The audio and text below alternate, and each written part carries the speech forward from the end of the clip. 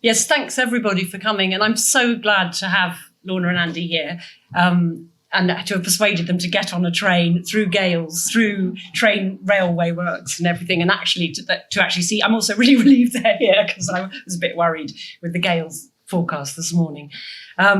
We used to not have to travel so far to see each other because for about over 10 years we lived around the corner from each other, and we used to meet up for tea, for wine, late at night or on Saturday mornings, and we would talk painting and drawing. And this was a great sustenance to me, and it was an incredibly nice thing. And now their lives have got much busier.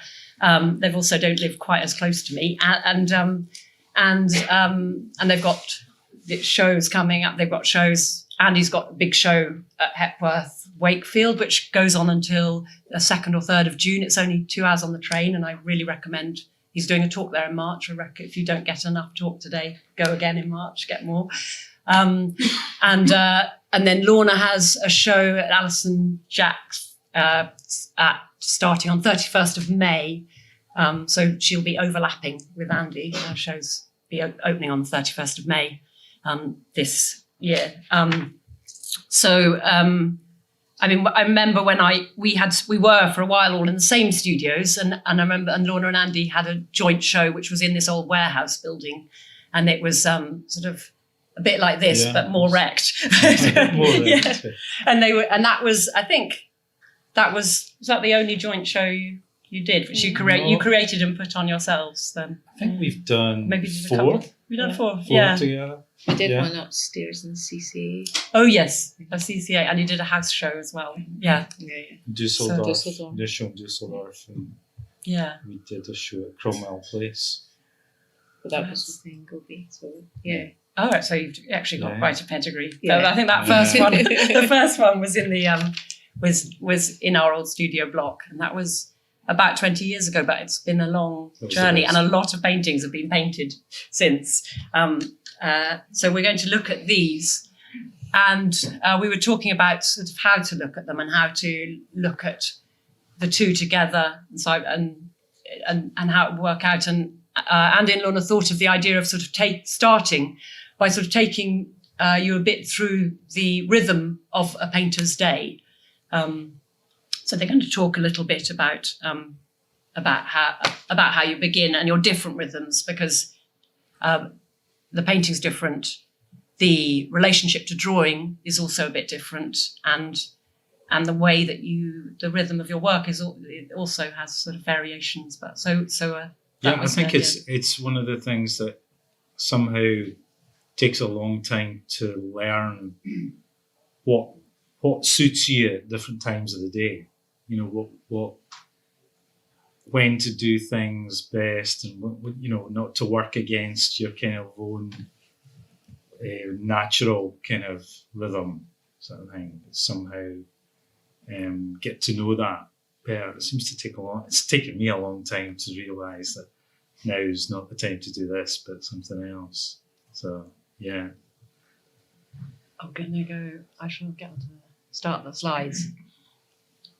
Yeah. So this is the painting. Oh yes, I should also say the last autumn I spent writing commentaries for a book that's coming out as well of Andy's paintings, which is and so that's why I know his titles better than Lorna's titles. She's fed up with them. so it's not prejudice. It's just that they haven't put titles with the work, but I do know the titles. I should know everything about your paintings by now. That book's coming out in March as well. But this one, relationship, I suppose that is quite a good one for the idea of a sort of the daily round between two people. And it can see how similar they are in a way, which is quite surprising when we put them together. Mm-hmm. Just the kind of all overness in mark making, although we're such different painters, really. Yeah, I mean, it sometimes is a real surprise that, you know, there's things which you're obviously absorbing together. You know, you're sharing paints, or you're sharing reference material and sharing experiences, and you know, we've got quite different approaches sometimes, but there's this, sometimes when we lay the work out, and we found this when we did these 4 shows together, there was a kind of conversation between the paintings. You know, I liked Lorna's paintings as soon as I saw them. You know, so And I like yours. I liked it. Yeah, Well, in the first studio that you, we met in the East Campbell Street in the East End of Glasgow, so near the Barrowlands Concert Hall. Maybe that's that. And there was something kind of I think we both recognised. I think it was one time he changed the sky on my painting, That's right, I which did. improved it hugely. This painting on has got your rug in it. Yeah. Liza. And my bookshelves. And your bookshelves. Yeah. And And a little card by you painted with some Watsits in Right. a bowl. that's right. Yeah, in memory of the time when my daughters put a big Watsit hand mark under a Morandi painting in the Ingleby Gallery. I mean, it was probably painted at the time where I tried yoga for a year. And it sort of felt like, I don't know, I had to do something about my back. And everybody seems to have tried it. It was a year of torture, really, sort of thing. I think I did it while Con was in the class. I think I was the youngest. That was in the class. the photo, the pose is a Mondrian, isn't it? It It's is. a picture of Mondrian doing that pose. Yeah, that's quite easy to find if you Yeah. Google Mondrian and yoga. Are they roughly the same scale? I think mine's I think yours is bigger, Yeah. but yours must be 7 foot, 8 foot or something 8 like foot, that. I think, maybe. And mine's- I mean, both read cutting almost as lines of script. I mean, you obviously look more as explicitly, but even this, the horizontal strip thing is very Yeah. strong. Mhm. yeah. I mean, yeah, that kind of some sort of overall structure and the palette, and there's we're always quite struck sometimes afterwards how how much common shared language there is.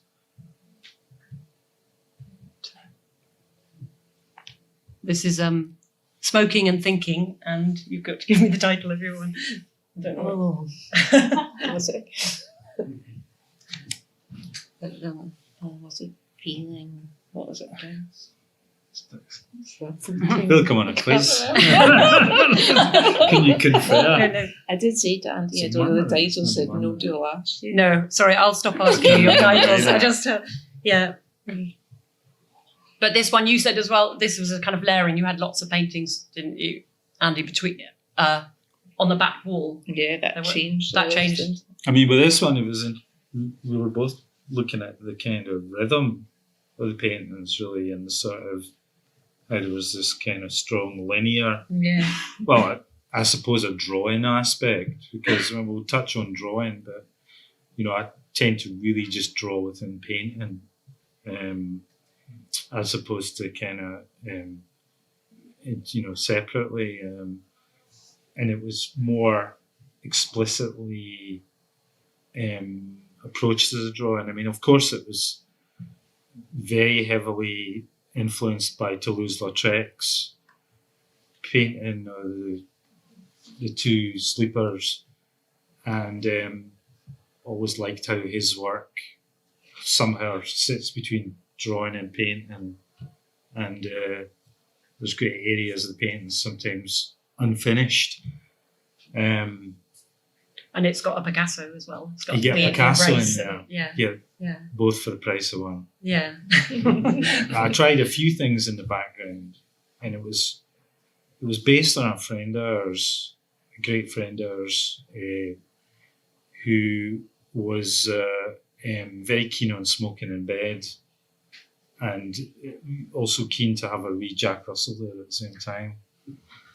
So it was a kind of portrait of her. Is there? I think there's one more. We have a. Oh yes, then we go. That's okay.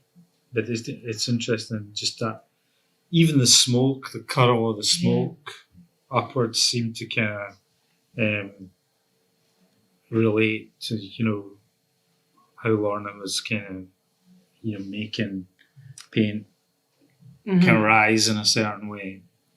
And also Lorna. I think Lorna. You always felt, or you always said Lorna's such a good colorist, and you felt that color came. So in that way, even though you say Lorna draws more than you, in a way, there's also your painting was a bit more monochromatic at the start. It wasn't always like that. Like your degree show wasn't that. No. You used colour. But then there was a phase where it was quite subdued, the colour, or it was more to do with shadow and light, and then big things, and then Tone. Spent too long in Aberdeen.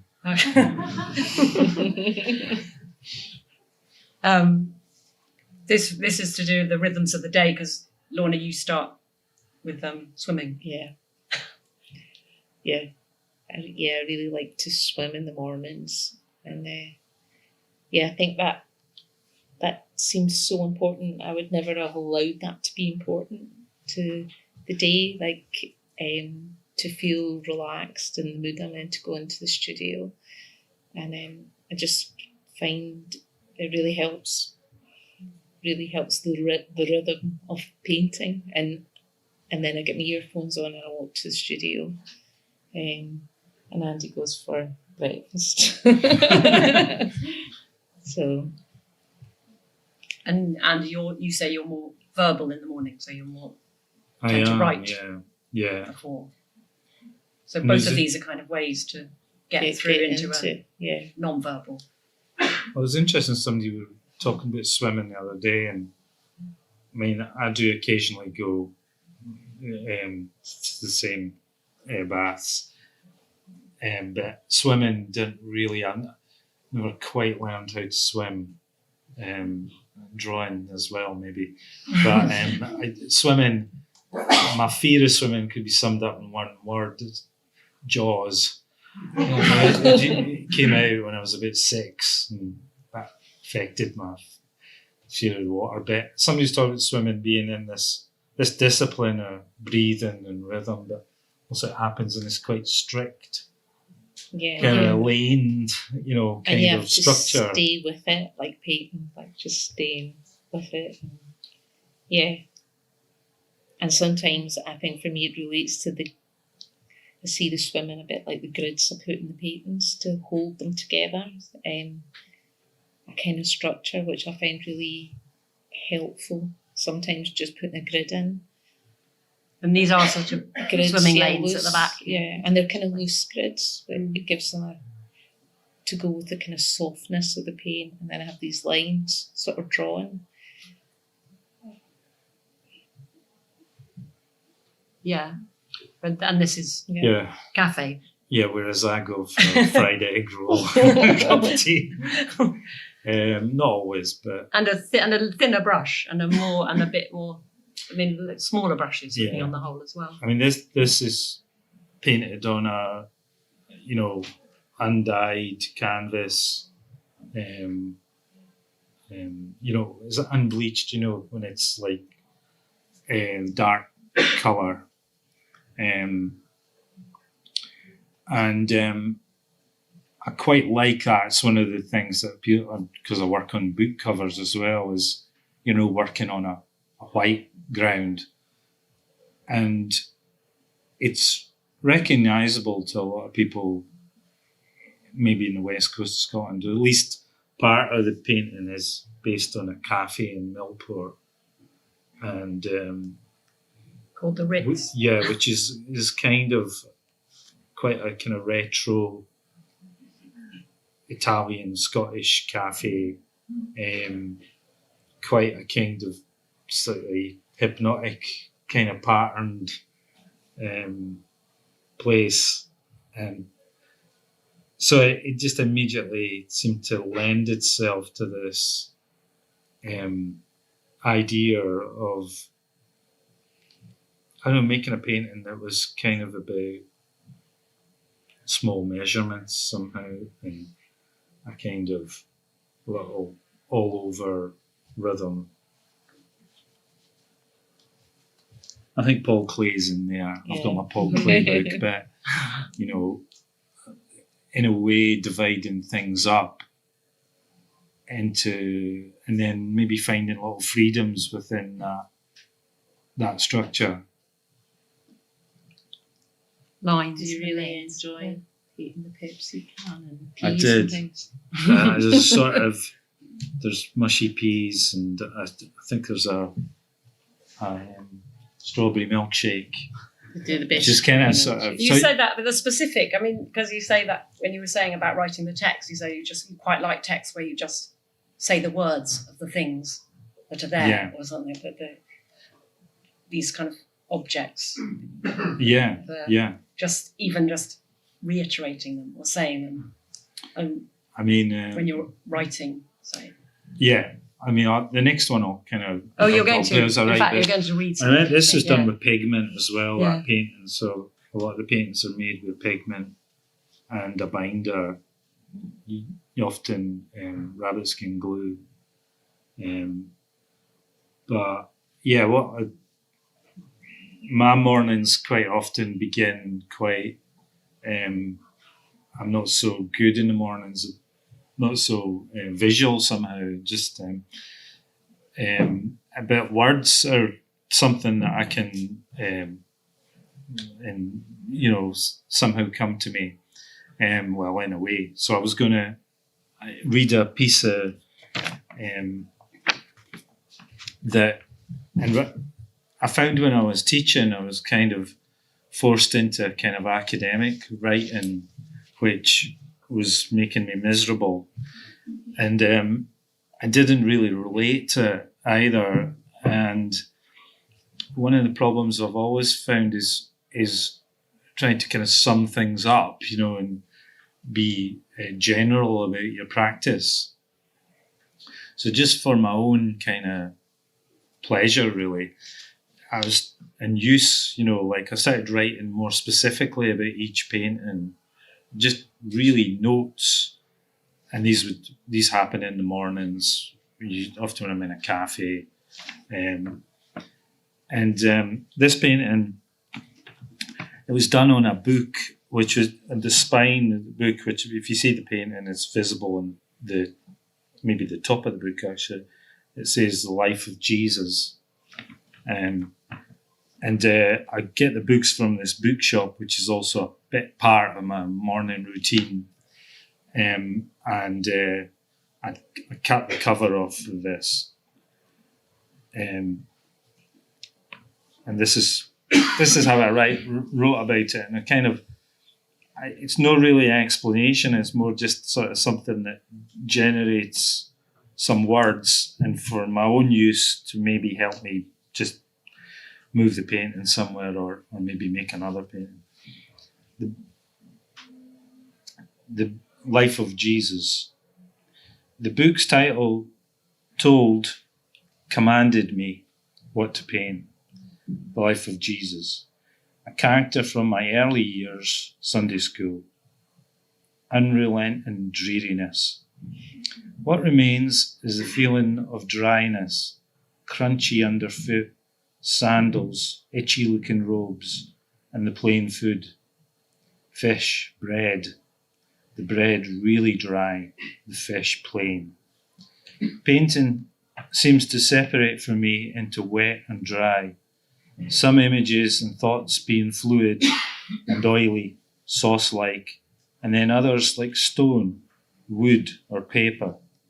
Others are gaseous. What stayed with me in Italy was the stony dryness of fresco, flaking, bony, dry, delicate, Masaccio, Giotto, Piero, Frangelico. And in those paintings, magic little corners, a table in a Giotto, Assisi, I think. On the tilted table, the food laid out, each item in its own space, a still life within the painting, and so modernist, like a William Scott. Going by his paintings, Scott's Presbyterian menu, herring, eggs, etc., doesn't look any more appetizing than Jesus's. But actually, the minimalism in religion is the only thing that sort of appeals. The asceticism, is that a word? Asceticism. Yeah. Asceticism in Zen, or the more monkish side of Christianity. A cell to my own in Iona. Silence, routine, painting, homebrew. The Sunday school books were really terrible, told badly and with the most dull illustrations. Me and Lorna surprised the boys one night when we rattled off the Lord's Prayer together. Give us this day our daily bread, implanted us in us like the times tables. The yellow appealed, an interest in yellow. The paint here, it was distemper made from animal glue and pigment. Ancient ways, how artists painted way back, when the fight was against the mud and the sand, against wet and dry. So, it doesn't really tell you anything about painting, but it kind of helps me sort of resolve things in a kind of way. Yeah. And it tells a lot about surface and texture. In fact, the thing I was saying I wanted to read later was something similar that you wrote, Right. which was about wet, dry. Well, it was exactly that thing of viscosities. Because I remember when I saw you in the studio, whatever, 10, 15 years ago, and you used to just suddenly, you'd sort of you'd get to a painting and then it'd be, oh, it's too dry. And then you just kind of let rip a whole load of sort of wood, wood, cheap carpenter's varnish on the top of the thing. And I'd watch the whole image disappear. And it was always the thing of, pushing the material to make something new, like maybe just try like cooking or something, but in quite a kind of crazy, reckless way. Yeah, I think it is similar. It's just sort of an intuitive thing about surface and what you feel like in that. And sort of paying attention to that detail of the surface. I think that's something we really both sort of learned. I think Dusseldorf was really useful for that. Yeah, totally. That's your residency. Yeah. That was what year was that? Was quite a long time ago when the children were. Yeah, we didn't have Joseph, so it was like early 2000s. 16, 17 2006. It was just amazing. So we got, how long was it? 2 months, but it felt because we weren't working and we had a big studio in a small living space, and it just really saved us. And you had children in your studio. Sort of, They were sort of, they'd go to sleep and we'd paint, but we'd also, they would paint as well. We'd go to playgrounds and we'd sit and draw and paint. And it was just amazing to have that time. And we talk about it all the time, just how useful. And I remember you started painting book covers there. Yeah. And I always remember you had a bit of paper with a big stain of varnish, and somehow there's just something so nice about it. This big shape. Stains. You often use stains to get started a bit. Yeah, that kind of almost Rorschach thing where it's nothing really. These are your studios now. Yeah. Side by side. There are some stains there and there. I was surprised I hadn't seen that one in that stage, so it was interesting to see that. It's a different one, isn't it? Or is it a new version? It's a different painting. Because it seems so. These objects are very held. Normally, I imagine more stainy stuff at the start. This was a failure. This painting, it didn't make it kind of make it at the harbour really. Or it became a different painting. Is that the one you cut up? Yeah, that was quite exciting.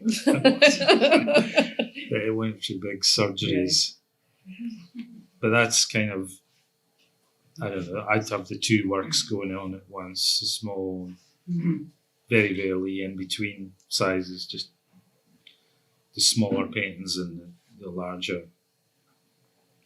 I think we both do this thing where we're really quite like make huge big decisions like 2 days before we're going to show a piece of work or something. Like Andy ended up turning this into a harbour sort of night.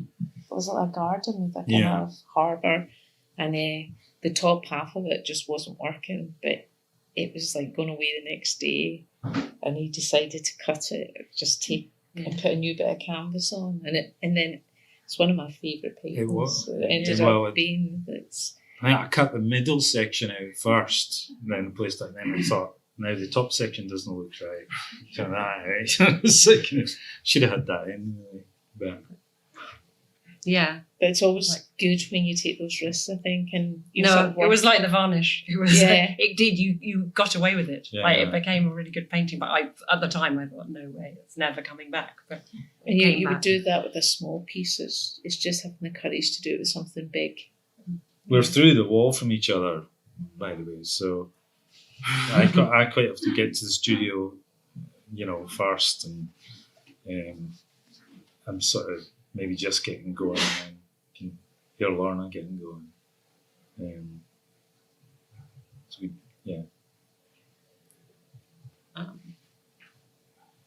This one getting going. when's it from, Lorna? That one. That's this is the It's one I New had in New York. In my mind and in my car. I mean, your paint's got a lot thinner and more fluid Yeah, it has. over the years, yeah. hasn't it? Because your early work, I remember, paint was quite thick inside. Yeah. And 20 years ago. yeah, I ended up I was to do the 1 to 6 big paintings for this, and I just really wanted to do watercolours, so about a month before, and I was really far behind, I just did loads and loads of watercolours, and it was just so helpful, although I really didn't have time to do them, I thought. But and I sort of really, so I had it on the ground, and I just started off with a big shape, and just kept working into it. I mean, I think Andy always says you're an abstract painter, really, and it starts with shapes, like not an idea or a story. It's totally intuitive, and I feel that that's been really helpful to trust that intuition and just go with that. And it's also useful having loads of work going on at the same time, so I don't get too precious. But you do draw a lot. I draw a That's the lot. slide I was after. Yeah. Yeah. I mean, so these are not abstract drawings No. to me. I mean, there's a lot of. I think they do often come out of a kind of mark making, Yeah. pattern making. But you used to draw a lot, didn't you, from real life? I mean, you used to draw a lot from the landscape and Yeah. like still life and things when you were first. at Yeah, I Dundee and mean, for things. years I Yeah. drew from life, and I sort of wanted this kind of authentic art, like how would it be truthful or something, and then I get really sick of my drawings, and I started just drawing and treating them a bit more like in my sketchbook at night, when they were just my secrets, and also I was grieving my brother, and it was just something to do where I got away from it a bit, and I wasn't really thinking them all as my art or anything, and then they sort of surprised me, and they've been really useful. Do you think, and at that time when you were drawing at night, did it really ramp up the amount of drawing that you were doing? Yeah.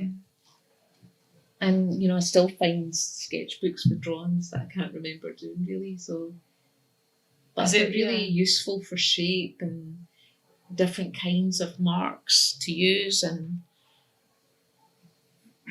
sort of just taking risks that I might not take in a painting. Is it when you say about authentic?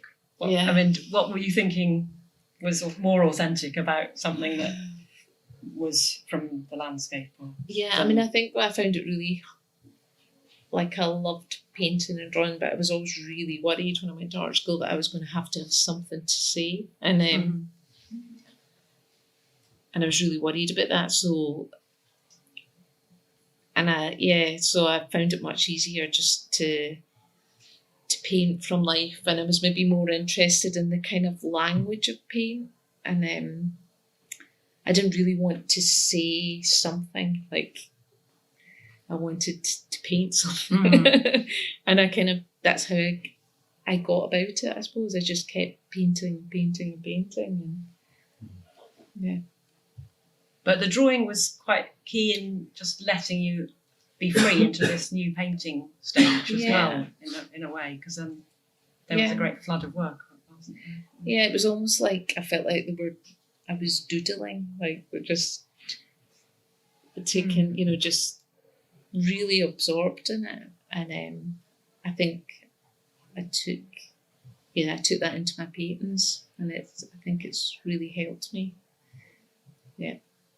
It always made me think about Louise Bourgeois' kind of nighttime paintings, just drawings. So but these are kind of more dense. They're really like I know they're kind of there's a sort of depth as well. But it is she is the insomnia drawings. They're just sort of repetitive and kind of over and over. But I mean, it's interesting as well that they've somehow gave a confidence into the paint or something. Yeah, that's what it feels like. But I like this. It's lovely. It's good seeing them as a wall like this as well. So, you put these in, Andy, as a kind of drawing painting to talk about. Yeah. The relation. I wondered if these. I was looking at them and thinking, are they kind of drawing by dissolving? Because they're both. It's the kind of bleach and distemper ones, and it is where the pattern's kind of just been excised there in that sort of, like it is like water has come and flooded it again. Well, and the one on the right. The right is bleach, isn't it? Is bleach. Yeah. And they're both big parts of the paintings. Although the one on the right doesn't really have any paint on it. Were made by putting fabric through the washing machine, and then with a dyeing the fabric, and then drawing with bleach to take it away. And so there literally was very little. And the one on the left does have paint on it. And they seem to kind of be something about, finding a kind of equivalent for the book paintings in a large format. So I'd give myself one totality of colour and be just totally absorbed in that colour. Were these done in lockdown? They were done both in the kind of COVID time. Although the one on the left was kind of started before COVID, but finished about 6 months in. And like both of us, I need to work really ideally sitting around for a long time. Not necessarily doing very much to it, but just letting it sit there so that I can eventually find out what to do next. So it sat in different periods where I hadn't been much done to it. And I'm not natural. It's like one of the things I suppose in art is almost giving yourself permission for things, and kind of allowing things. So any kind of sort of the wisdom of sort of less is more, and kind of anything minimal. I never felt that in my bones, really. I would always it would end up with more is more rather than less is more. But there's a kind of wisdom in it, and there's a sort of real difficulty in it as well. To be simple is difficult, and but it's taken me an awful long time to I don't know, get kind of feel a feeling for it in any way. So I felt I kind of maybe came close there. I mean, it's kind of dream, maybe slightly dream-like images, definitely nocturnal kind of things. Our son Lewis kind of had a wee spell of sort of sleepwalking. Didn't he, Mum? Yeah. I guess I was remembering that wrong. And it's quite unnerving, you know, like your child, even your child of your own, you know very well, just wandering about in this kind of state of sort of sleep, but awake. So it always struck me, and one time I saw him, and I happened to have a camera in my hands, and he walked through into a room, and I just took his photograph. He was standing there, and I had that photograph. I've lost the photograph now, but it kind of struck me as a really strange moment somehow, and kind of hot. I found it kind of haunting me somehow as an image. And it is the way the figure is sort of almost dissolved there into the wall. Yeah. I mean, there's just the little bits of stripes of red to show the shape of the body. That's it. I mean, you want the viewer to maybe do some work themselves, you know, to finish the image in a way. So, but like photographs, there is this thing, I think, in those bleachy ones of just like things getting effaced by time, by light, fading, wearing away. You know, well, the one on the right, which is obviously more kind of photographic and so on, it was very much like that, because the sort of bleach would take maybe a full minute to really reach its full strength. So you could kind of stop out the bleach at different points when you felt it was kind of too much. But it's kind of so it did seem almost like early photography in a sort of way. It's got a kind of that brown of early photography in it. So.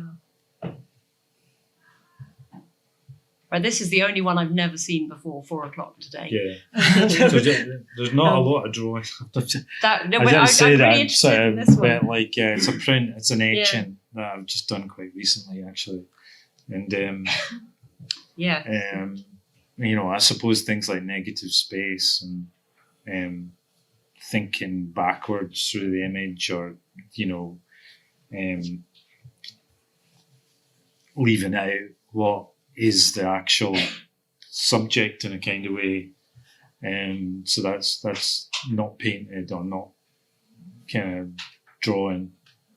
I made this really for the book, Liza, actually, because when we were putting the book together, which is, you know, based on this Paul Clay book, it's a new book that he has great drawings in the front, you know, and ink drawings and things. So I went looking through my drawers for ink drawings and drawings that I had. Didn't like any of them. So I thought I'll make a suite of prints to go in this book. So I commissioned myself. I mean, this we've got here, this is more, I suppose, this is more like your sketchbook of drawing. This is your Lorna wall, but it's I must be mad showing this. Well, no, and also what's interesting is that so many of them are kind of recurring things. A lot of them have become, you know, because you've got the bed, the Spitzweg, poor poet bed thing, and some of them have become, and the Kaibot, you know, floor scrapers that, you know, has made about 5 versions of. So a lot of them are essential forms or something. Yeah, I make these little thumbnail drawings, just almost like a list, really, and they just keep reminders of things that are going around my head. The one up the top, how do you say it? Kaibot? Is it Spitzweg? No, Oh, there was Kybot. the floor Kybot. scrapers. Yeah. We got a French corner here. Always loved that painting with the floor scrapers. Is that like the first painting you really saw? The first painting that really spoke to me, Yeah. I must say, and I was doing a job kind of like that at the time. So my plan was always to make a kind of Scottish version of sort of builders' bums and kind of sort of, you've done that. Yeah, I think so we've got one later on. yeah, less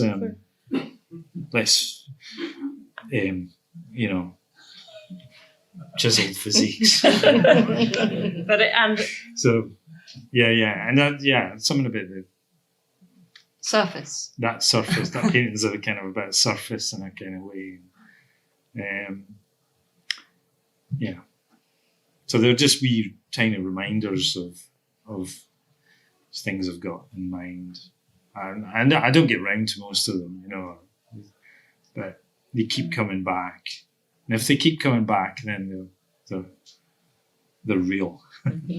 Yeah, and that's very much your painting seems to work on that there are these forms that do keep recurring, you just try dreams that keep coming back. Yeah. And you try and do it, yeah. and you fail miserably. Try again. Yeah. So that's the pattern. Or you just get ones, and then people have their favourite ones, or versions, like monks' versions of different things. That's right. Try it again, differently. Sometimes nice just knowing an image inside you. Sort of thing. So you kind of can make it through a kind of muscle memory in that sort of way.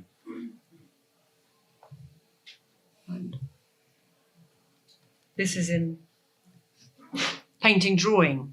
Yeah. This was put in this painting drawing. So this one, yeah. And sometimes now I make paintings quite fast. It's a bit like, am I allowed to do that? But then they kind of flow, and then it does seem to suit the way I work. And it's a bit like you saying, like leaving things out, and just that confidence to do that. How big is this one? How big is that? Yeah, It's not that kind of big. size a canvas. Yeah. And you did. I mean, for a long time, you painted on paper. Yeah, Was and that I still to do do loads of paper. Yeah. And I like, the flatness and the paperness of paper, and then also. Was it a kind of transition to do like going from the drawings and then into the? Yeah, and I think I was so bad at making canvases and stretchers, and it was such a waste of money that I found this paper, which was great, and big paper, and it just meant I could, make lots and have lots of things that didn't work, and that freedom that paper gave me. And then this is another one that I did maybe a year ago, and it's quite drawn as well, but just a bit sharper.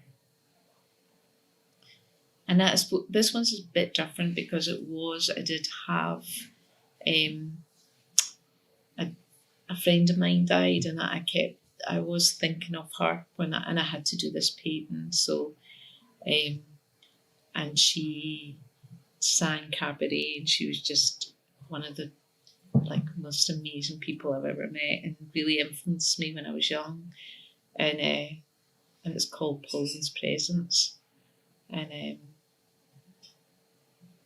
it's now in Melbourne in the Low AV, the headquarters, which is great. I mean, all your loss, and it was quite important about the way you really kind of getting back into painting and partly. Yeah, I mean, I think it is about emotion and feeling. I think the paintings I am driven by that and the way I feel, and that kind of really sharp rhythmic kind of line and everything. She was such a force. But yeah, there's a sort of determination to bright colour, and it's not kind of gloom painting or dark painting. And just who Pauline was, that you could never she wouldn't want everybody sitting about crying. She was just such an amazing, positive person. So, yeah. I always get a kind of, I mean, it's really modernist kind of feel, that painting, isn't it? But, Yeah. I don't know, it's one of the Bauhaus painters, can't remember his name, did all the costumes as well, did this sort of credible sort of ballets, you know what I mean? And they're like big sort of shapes for heads, and there's something mechanical, kind of almost a bit like Leger, you know, but just it's not painted like that though. There's a sort of more sort of freer way it's painted.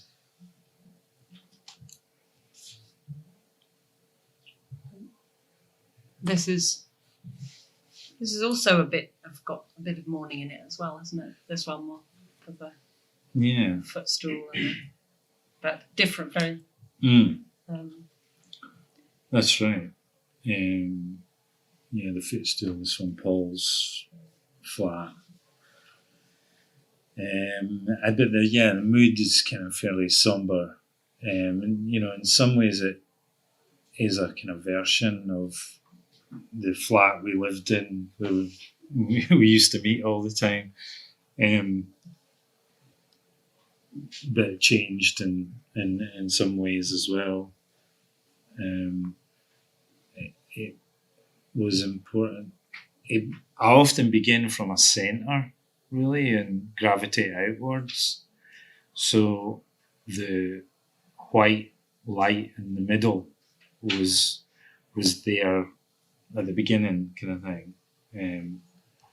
I'm trying to remember, but you know, I think it's not painted. You know, the white, and then I work towards a kind of edge, really. It's kind of built up the colour as well, sort of thing. There's purple, and then there's, you know, an artist like Rothko really interests me, how the just little colour relationships, colour tone. It's probably, is it getting too light because of the projection as well? Is it a bit darker? I think the backlight is.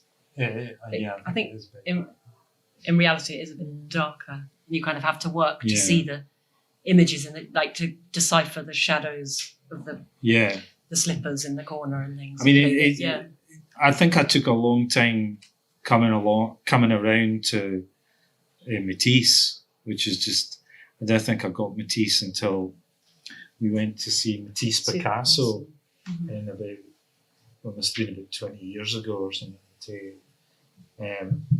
And I kind of just hadn't really sort of allowed him in it. I was just totally blown away. And of course, he does that thing of making lines by bringing colour up against each other nearly, but just leaving the gap to make the colour.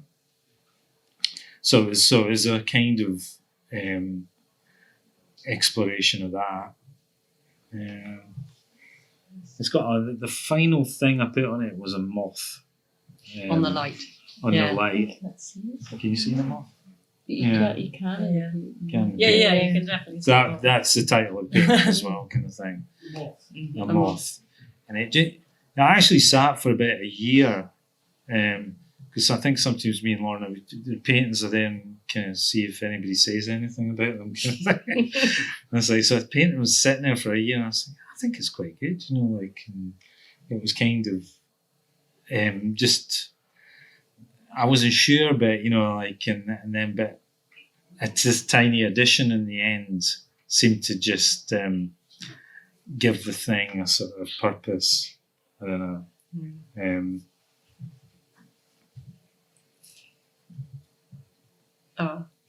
That is the room. Yeah. That's a bit more. That's this is where we used to sit. Explicitly. And it was painted white. Yeah. Like the floor, everything was white. And it was quite a tiny flat. And there was 5 of us in this flat. So the white seemed to give the illusion of more space. And you were, We're trying meanwhile, you were hard. painting enormous rooms. You used to go in the studio painting these huge spaces. But And also, I think our studios are both pretty busy, so we quite like yeah, you're the very kind of tidy at home, minimal messy in the studio. kind of life at home. Mm. And the one on the left. Yeah, So- I mean, it's another kind of interior. I mean, in a way, one was kind of personal, and then one began quite impersonally. And it was a photograph on Instagram I really liked, and it was somebody I knew, a friend of theirs, so I didn't know the friend, and I just was really struck by how they were sitting and this striped dress they had on. So I kind of made a bit of a drawing of it, and then I wrote to her and said, okay, if I make a painting that's based on your photograph. And I kind of forgot that, and I did things, like kind of sort of Bauhaus hairstyle, and added books, but I think there's that thing about sometimes the beginning of a painting to be playful and to not really worry about either the meaning of it or just the significance of it to you. And I think I always have found that something grows in the making, and then the living with it. These are on paper, aren't they? Yeah. There's like, yeah. I mean, I still work in paper all Yeah. the time. So. Is it a freedom thing, the paper? Yeah, I It's think just it Yeah. is like I can, and I When cut you it. just I did get cut it. it up and add bits on, and And also, Yeah. a lot of the time, even when you were going more onto canvas, it was canvas on the wall rather than on Yeah. a stretcher, and, Yeah. and cut cut the roughly cut, yeah, in rough shape. yeah. Yeah, primed. I think you primed it, or did you just use the raw? No. No.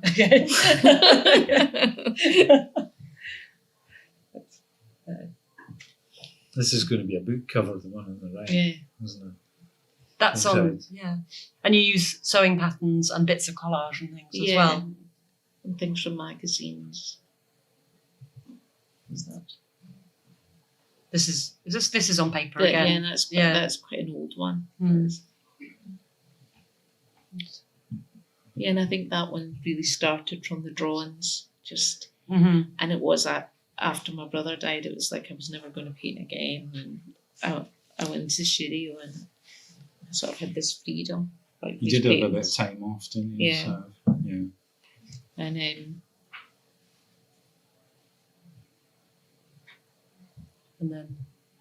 Yeah, this is a big canvas. Yeah. With a stretcher. yeah. And this It's was huge. This was in the show at the Ingleby. Yeah, That's probably in it was summer. about 8 or 9 years ago, but it was quite a breakthrough big painting for me, I think. Just deciding to do a big lady figure in the middle of it felt really bold and like I can't really do this. Nobody, this isn't serious enough, but it was just really great fun to paint. And the big snails, well, I don't know why I put snails in it at all, but Andy's done snails as well. That He is has, they are a common probably, thing. 'cause You I do very small remember snails. And asking them for pictures of snails, if you have any pictures of snails. Don't you think the snails are kind of, aren't they an image of a painter for you?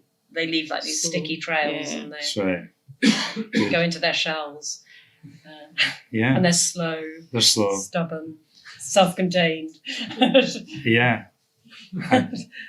I made a film with snails in it once and had a kind of, I kept them in the studio for a while in a kind of container with kind of, it was, and looked into how you do it kind of thing and kind of did, was quite fascinated by them, And there's that dark painting you did that you destroyed with the snails on the back, isn't it? Oh, yeah. That Peter Joy nearly bought. Oh, to yeah, buy. yeah. Put it in the bin. Yeah, that's right.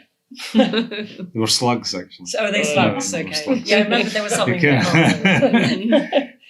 But yeah, I mean, it's I thought what I loved just about the snails was just the kind of casualness.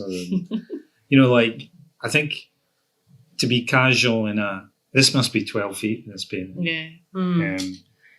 To be casual at 12 feet is quite tricky. Yeah. Like To doodle at 12 Alex feet. Katz manages it. Yeah. But it's quite. It seemed a real. Thing. I've found often when I've got a big painting, I start fussing and fiddling and kind of knitting really. Yeah. So it was rolled up for about 7 years. It was. To the Bobby came along and unrolled it, so it was really good fun. It was up at Freeze to see it. Just was it last year? Was it last year? Yeah. So it eventually got its day Yeah, it did. in court. Here we have the Kaibot. Yeah, that's right. That's a kind of version of that painting. With and the drawing, this is drawing in the sense that it's, these ones often are quite like a puzzle. Well, they remind me a bit of those puzzle games where things are drawn and you can't quite find them. Yeah. Like how many saws can you find? That's right. Can you find a saw and a pick and a hoe?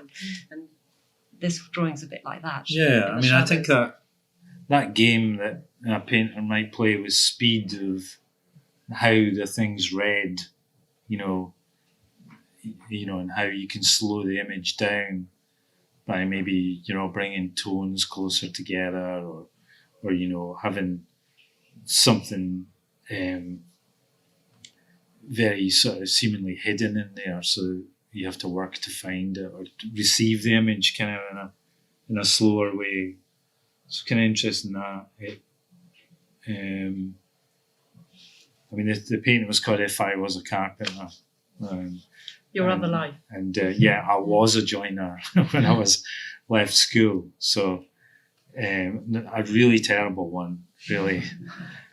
And you were awful. saved by it. I was kind of saved from that. But in a way, it was a sort of self-portrait, maybe imagining myself had I been that.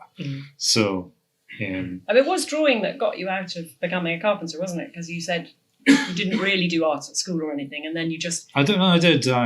In fact, I left school one... Oh, well, you did have art, okay. One qualification, but you did, which was art. It was like... I failed woodwork. But nobody quite put together, maybe that sort of, wasn't for me. But then you had that thing of going to try and... going to see those rocks and running to try and get a disposable camera, and then not having anything in the shop, and then you bought a pencil and a Sylvine notebook. Yeah, and you always tell that, and it is this kind of story of the beginning, but it sort of was the story. It was a moment. I hadn't drawn maybe for a couple of years or something like that. Yeah, but yeah, I was kind of it was a miserable. I wasn't. The only bit I liked being a joiner was the tea breaks and the sort of great stories that people would tell in tea breaks, and I was quite good at that as well. And some of the older joiners would say, "Can I have Andy along? He tells the best stories." So there's loads of things that maybe you're doing which are kind of somehow related to invention and art or reimagining things and stuff. You can call it that. But that was a moment where I did somehow decide to take a pencil and paper up. See, if you'd had a phone, it wouldn't have. Nothing would have happened. That's right. It's somehow the lack of something drives you onto. These are more abstracted ones. Yeah. More on paper again. I think both on paper. And I quite often think about the weight in paintings. So one's quite light and one's quite heavy.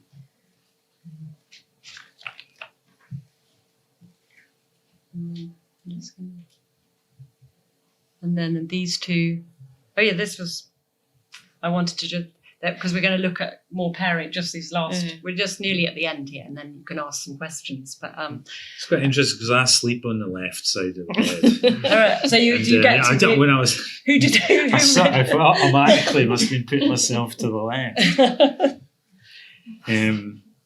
No, this one it just made me think of something that you wrote in the last Ingleby book, the Blue Book. The last book. Well, anyway, about you were writing about children and the experience of having children. Well, obviously, for both of you, tables and these kind of tables with objects on them, that sort of Winifred Nicholson, the idea of children at a table, but you wrote a text about how it was and how suddenly you had these children quite young. You had, and you hadn't, like, your careers hadn't begun. It was, it was a risk, and you had no money. But anyway, you went ahead and you had children, and you wrote about how suddenly you were in this world of blood and milk and shit and pee and skin, and you said it all intruded on this modernity that we had made for ourselves. For here were feelings nameless, which took me back to some pre-language early state where there was only cold and warm and dark and light and wet and dry. And that felt like very much like the language of painting. Yeah. And especially both of your paintings. And you, Lorna, you've often spoken about how having children actually really woke up. It didn't diminish your work. It kind of gave you energy to work, and it made you more confident about your work. Well, just focus, and when you went in, I had to make something, so I couldn't think, it's just not working today. We just had to do it, and we talked to each other. And so that was really helpful as well. When Andy was away teaching, he'd bring books back from the library, and we'd talk about painting, and we'd be all set up. You've got a day in the studio, you've got 2 hours. So it did work for us, I think. I think there was this thing about, as you say, this kind of little creature that you've got to look after, and it's kind of, learning these amazing new things all the time, and it's kind of, you see it happening before you, and it somehow does make you remember something about, it's like, I think it's John Berger says something like, something obvious, but we see before we speak, and there's a whole world that can understand it before language. Well, or it's a, and we draw before we write as well. So it's like that early play, and I mean, we're both really fascinated by that, how important play is, for children. It's like the ultimate reality in a way, but it's so useful just to kind of keep reminding yourself of play, and you said that all about playing in paintings. I've been able to play. How serious it is. Yeah, because I think that's again. So this, I think is that thing the child does as well is everything's close up. Do you know what I mean? That in a way, space is deep space doesn't really sort of exist in a sort of way. Everything's just in the mouth, and the child really believes that is his world. Like the painter needs to believe that their painting is their world. So there's a kind of way the child creates the world, and the painter creates their canvas. There's something about that. That idea that the eye is making the thing in front of you. That. I mean, so. I think there's always that kind of pram in the hallway thing about, it becomes a really difficult practical thing, which, obviously it does, and it's kind of trickier, but there's so many other things that I think just move your thoughts and feelings somewhere else, And actually, and one other thing in this, because that's Infinitesimal Twinkling, isn't it, which is also based on that Hugh MacDermott poem that is about something beyond speech, the delicate play of tiny signs that not only say more than all speech, but all there is to say. And I think that was that's what you named it from. So this idea of a kind of mute, a sort of pre-verbal thing. And we were both, it was amazing, just putting them side by side, you had that kind of visual interest, the sort of, things close up and, some play between, space and the foreground. It's kind It's that a little boy's head appearing above the cake. Yeah. Yeah. Yeah. One gradually sees things. But Slowly comes out. eye on Yeah. the bottom right there. Yeah. Yeah, there's a head, there's some faces in that. Tunnock's tea cakes. I liked that scene in Tarkovsky with the Oh yeah, and glasses it's also there's also this. Andy was talking about this a bit like in The Mirror, where there's a child and the glass moves across the table and drawn by the eye, because the eye is just eyeballing the Tunnock's tea cakes and scissors, and at any minute they might pull them. Before is that a cat as well? Am I seeing a cat? Yeah, Cat. you are. Yeah. There's a cat, yeah. I've forgotten. Yeah, there's definitely a cat. And there's a snake as well. Snake, mushrooms. Yeah, that's a snake. You told me it was a It snake. could be a snake. Could be a bell. Well, there's hidden things in Lorna's Yeah. as well. There's heads, lots of heads. Lots of heads. It's Yeah, like and you it's slowly kind of work out what's a head and what's the flower and what's a pattern. with that and what's fight, a soldier. sometimes you make something, it's too obvious, it's too clear, or, you push it back into the kind of sort of rhythm of the painting, so then it's lost now, I need to make it more. There's a sort of battle between the recognition and the kind of, whether it's Having the level that just you want enough. in a Yeah. way. we have clay. This is a little segment of the clay that was. Yeah, It so is a pull out, isn't it? I- In the book. Yeah. I'd always carried this book So away. it was your idea to make this book, wasn't it? Yeah. It's like It's a bit of a conceit, I suppose, because it's these classic, library of classic artists. So I thought I'll make a book of myself. Stick You it, put yourself in the it's all library. conceit. I just really like the format of these little books, and this is just fell to pieces. This book, but I remember those little books. yeah, Yeah. brilliant. You said your whole art education was on those books, I Tim. used to have I did just, I love them. There's this very early Paul Klee painting, which, doesn't really look like Paul Klee in a way. And I kind of was fascinated by it. Very kind of humble thing. So I took the section, I took the painting and sort of made the section of the painting like a copy, really, of the clay. And then just gravitated outwards, kind of, just imagining, what else could be in this garden. So it's another painting made in lockdown. By this point, we did have a garden as well. It didn't look like this, but it didn't have a parrot. But that feeling of it's almost being inside and outside, a garden somewhere in between, or could be somewhere in between outside and inside. And then I'm just moving on because I'm conscious Yeah, of the I know. time.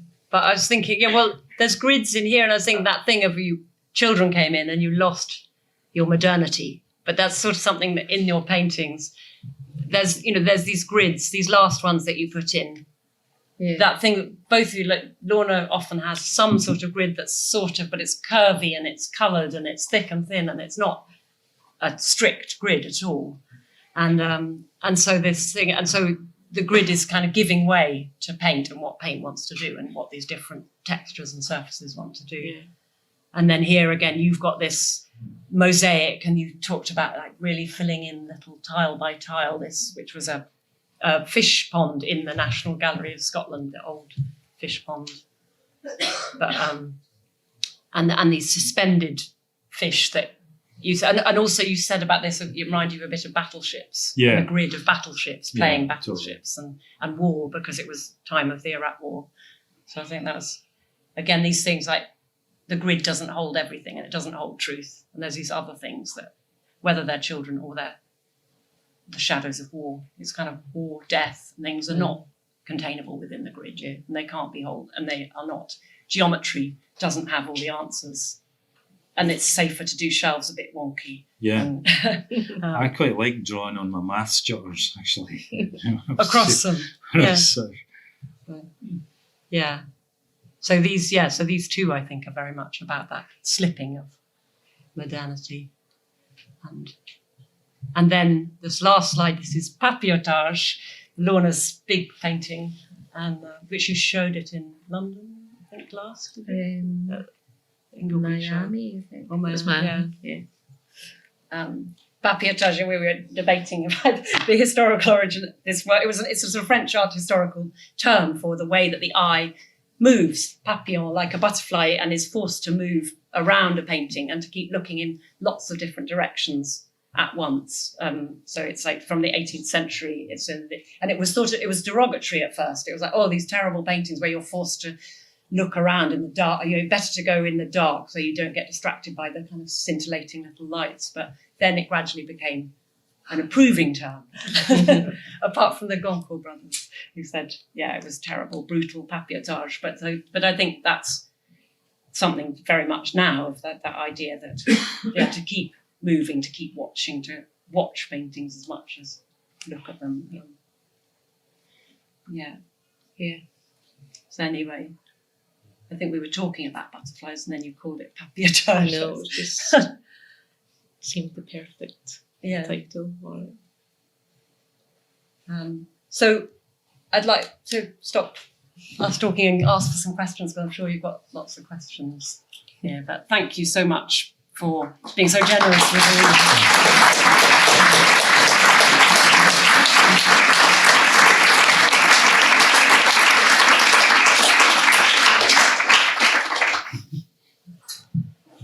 Any questions? Rafi? Before you mentioned photos, I thought that a lot of the pictures had a very photographic snapshot kind of quality, where it felt really like a moment of life, felt super defined and real. And then you kind of were mentioning that you create some of these works based on stains or just kind of mark making. Where does the sort of line between capture and creation come there? Like generation of images completely off your head, or is there a kind of image you've seen or want to capture you're trying to get at before you start shooting? Yeah, I never have really an image there, and I have lots of I gather loads of research, but I never. It's all there. I just want it to be there, and I arrange the studio walls, and it's really important to have them. But they're just I'm not directed by them though. But do you think you are? I think I'm a bit more in that it could be a trigger for some image, and it might come back in at some point. But I don't. And it's always important to put them away for me. Sort of. Maybe funny, I've always thought sometimes just a glimpse of things was really helpful to not necessarily take it all in for a long time. Like I used to think that sometimes on trains, like you just see something for a split second and it's gone, but you saw it and you just somehow. It was more useful than if you just completely stay on all the time. I kind of find that with sitting outside of the bus, you see half of the conversation. And one person's head is obscured. Yeah. And you've got to kind of create that image with the whole rest of the story yourself. I mean, somebody's genuine, it's like a memory of memory of the reference material rather than. But I have got lots of it. So have you. Tons of reference materials. It is a part. Yeah. Julian. Do you have to spend a lot of time making your surfaces, your grounds, each of you,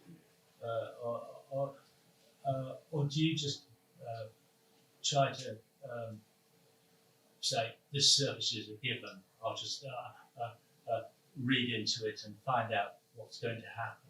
I mean, don't you have to distress the surface, prime it, and so on? Yeah. Because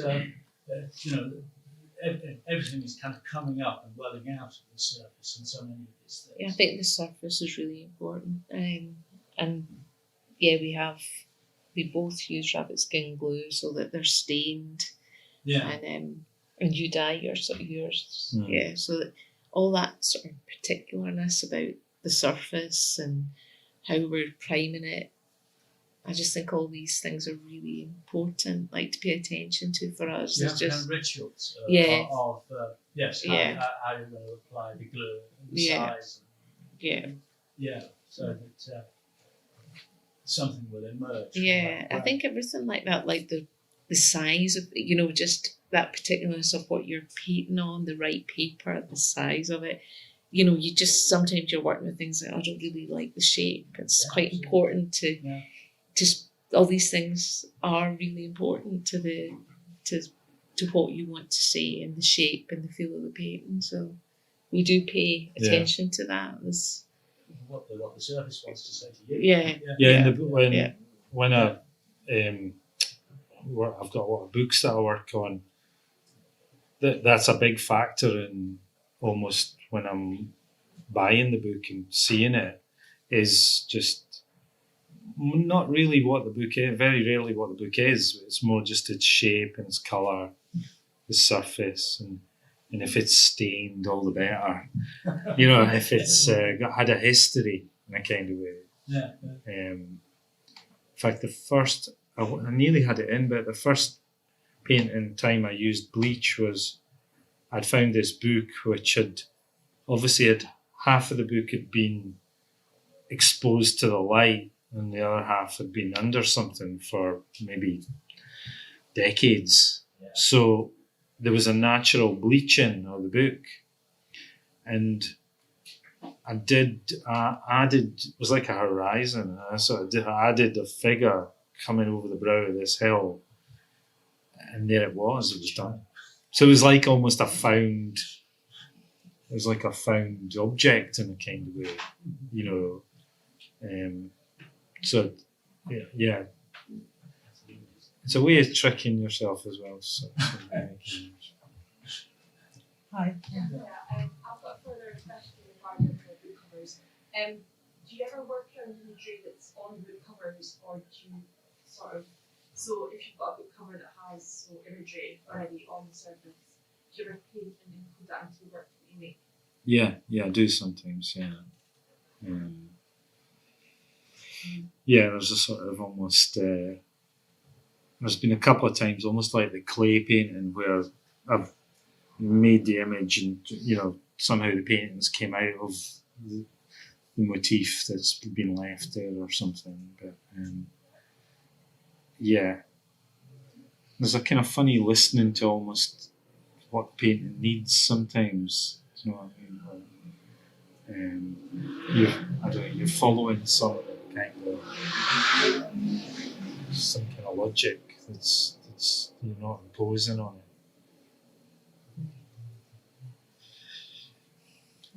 it. Henry. Well, I don't know if I've got a question, but something about your painting that's always struck me, both of you. Partly to do with the Glasgow context, or maybe the Scottish context. Seeing your work decades ago was quite a relief. For me, anyway, Glasgow felt quite insular, and the painting scene felt quite critical towards pure painters or painterly painters. So I've always thought there was something quite generous in your work about the willingness to sort of expose yourself, to show your references, to show, your passions for bon art, or we are, or Matisse, or so there's a kind of there was no irony there, and so it felt quite courageous. Someone like Gillies, would someone like Gillies come into the Yeah. story? Yeah. Yeah, and Scottish painters So- they aren't really acknowledged in a way like Gillis. So so I've always felt there's something quite giving about your work, and as a painter, also there's something being able to see your process. You make it visible. You're not trying to hide away the intentions, the statements, or if that makes sense. We were talking about this, weren't we? That there's probably a time where we were really influenced by certain painters. Like when we made it a thing that we never went away, but we came to the frieze and the first frieze shows, and just seeing like Talar and how Laura owns her early stuff and how she used paint. And I mean, I suppose in somehow Glasgow didn't have a lot of painters, even those. So they were quite big moments for us, weren't they? We saw this sort of really ambition in painting again. It had been a bit dead in Scotland. So Maybe it was there, but it was just kind of suppressed. yeah. I mean, when I was at Glasgow Art School, you couldn't really talk freely about bon art. I suppose Andy and I, Which is why we all came down to the joints. Andy and I I went to Dundee and Don't Andy they went use to the phrase Aberdeen. the old alliance about painting as well? Yeah. Yeah. There is a Parisian feel. But not at that period, not in the period that you were Well, studying so I mean, much. there was great Yeah. freedom just to do whatever. I mean, it wasn't a cool place to go, and it was just great because I just went out painting and was really supported, and it was really good for me. And Can I say something else? I mean, I'm rather hard of hearing now. And there was the whole evening was kind of muttering for me. all right. And in a way, the paintings mutter too. There's something you're holding back from any sort of drastic rhetoric, both in people and as painters. Yeah, I think Doubt's really important. we want them. We want them to be paintings that are for other people to look at and experience, like music or something. So, and they are paintings. I mean, in some ways, I didn't go to Glasgow at all. When I studied in London in the mid-90s, Royal College, I was surrounded by a lot of people, studied alongside a lot of people that were quite strongly driven by image making, was at the Royal College when Peter Doig was teaching, and to see the reaction to his paintings was quite an important thing. You think, I mean, in some ways at first a lot of people were quite undecided about them, and thought, are they ironic, are they all these kind of things, and but the sheer appetite for them really was quite noticeable. So I'd studied alongside, Nigel Cook and Kay Donachie and George Shaw was there and stuff like that. So I had a slightly different take on things when I came to Glasgow. And I remember meeting you, Henry, and I didn't I hadn't had to fight that kind of but then I know exactly what you mean. And it was something very ungenerous, and it was kind of that way rather than the other way. I would, in some ways sort of like, I just like good art, interest in art, it's not whether it's painting or whether it's installation, and really just defend it because it was that, but at the same time there did seem an agenda against, I mean, I think in some ways I'm quite I'm quite conceptually driven as a painter, like the backstory and the kind of, associations of an image and and all the rest of it. There's more of you're going with a story. Story. Which is the writing as a kind of drawing towards. Whereas actually some things that are called conceptual, they're not really that kind of strong. There's no huge thing. They actually just more look like they are. You know what I mean? There's not a kind of, real depth of an idea there. I don't mean that. It's more that they're. They could be. I think Jim Labby's quite an interesting artist kind of thing. But he's quite sensational. He's quite sort of, it's like a physical thing. Now, okay, it relates to 80s disco and all the rest of it, but I don't know if it's that conceptual, really, kind of thing. And whereas, I know a lot of painters that it's much more layered in a kind of way, and I would say they were conceptual. So I don't know. It seems a silly fight, and then when you see all, I'd been to Belgium and places like this, and you think they were like, "What is this thing you're talking about? Painting is dead. How stupid," sort of thing. So, it was kind of nobody was thinking that elsewhere. Just Glasgow. I don't know. Both of your work seems to have quite a filmic sonographic quality. Although your work seems to almost encompass the entire story or film compressed to the movement of it in its paintings.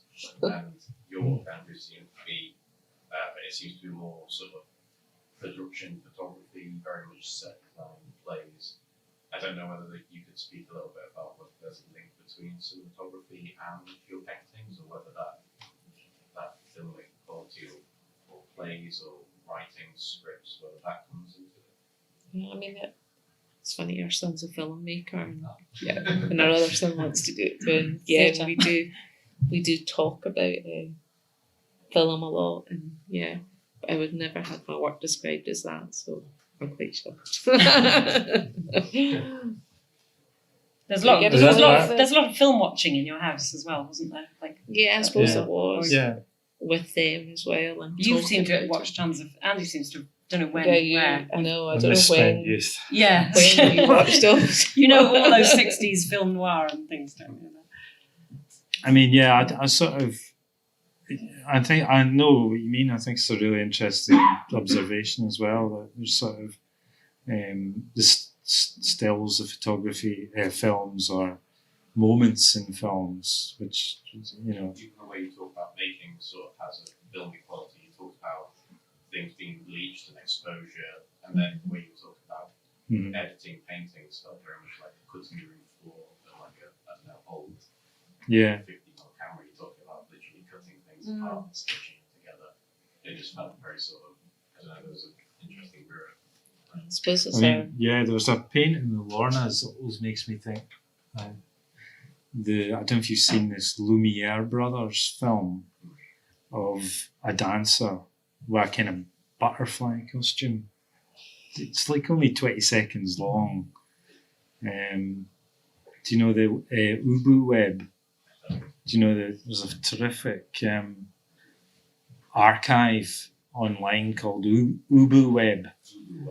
Yeah, it's astonishing, and it's mainly kind of avant-garde, quite difficult to find things. Bonar called his dog Ubu. Who did? Bonar. Well, it's and he's got you find that in there. So I think something in there. That's what we do. Watch film. That's our treat. Yeah. That's right. When you have kids, you get to watch film sometimes. Right, we've probably just got time for a couple more. Yeah? Well, Earlier you described the garden as a... could you speak a tiny bit louder? Earlier you described the garden as an indoor and outdoor space, and you were talking about the in-between space as well, with the trail that will sleep with you, like the sleep state and the awake state. So I'm just thinking, Mm. Yeah. Yeah, I mean that there is something that, yeah, kind of thresholds, in a kind of way.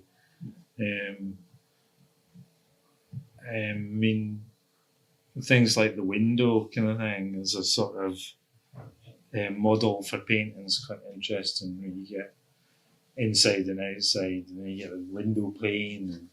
And you talked about it when you were grieving, that sort of poem, and maybe Yeah, I think it was Muriel Spark as a piece. Looking out Right, of and windows more you- when you're sad or when Yeah. you're mourning. In mourning, You yeah. just gravitate And to then- the windows. lockdown, just sitting by the window looking out. Was The windows on this side big of the space. They take up window space out. Yeah, yeah. yeah. I mean, it's funny. It is something almost cinematic sometimes, just about the window, just kind of framing things, and that way. I mean, in Bonnard, for instance, there's that way in which the inside's kind of almost the outside's rather is kind of inside as well. It's kind of competing, or it's